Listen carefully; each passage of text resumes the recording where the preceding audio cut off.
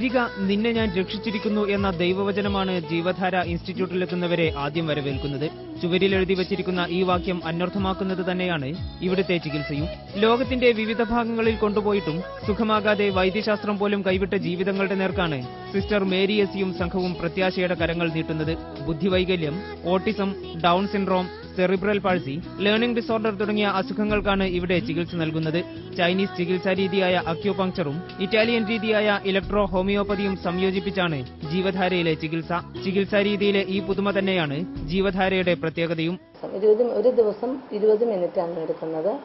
അങ്ങനെ 15 ദിവസമാണ് അക്യുപങ്ക്ചർ ചെയ്യുന്നത്. ഇതോടൊപ്പം തന്നെ ഇലക്ട്രോ ഹോമിയോപ്പതി മെഡിസിനും ഇതിനോടൊപ്പം കൊടുക്കുന്നുണ്ട്. അത് കണ്ടിന്യൂസ് ആയിട്ട് കൊടുക്കും.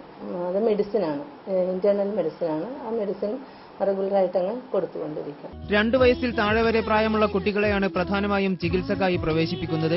2 വർഷത്തെ ചികിത്സയിലൂടെ രോഗം പൂർണ്ണമായും ഭേദമാകുമെന്ന ഉറപ്പാണ് സിസ്റ്റർ മേരി എസിയും സംഘവും നൽകുന്നത്. ചികിത്സ ഫലപ്രദമാണെന്ന് രോഗികളുടെ രക്ഷിതാക്കളും സാക്ഷ്യപ്പെടുത്തുന്നു.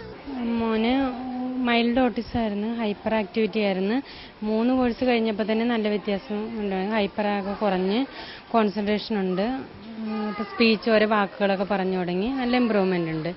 സംസ്ഥാനത്തിനകത്തും പുറത്തുനിന്നുമായി ധാരാളം രോഗികൾ ഇവിടെ എത്തുന്നുണ്ട്. വിദേശ രാജ്യങ്ങളിൽ നിന്നുപോലും ചികിത്സ തേടി ജീവധാരയിലെത്താറുണ്ടെന്ന് സിസ്റ്റർ സാക്ഷ്യപ്പെടുത്തുന്നു.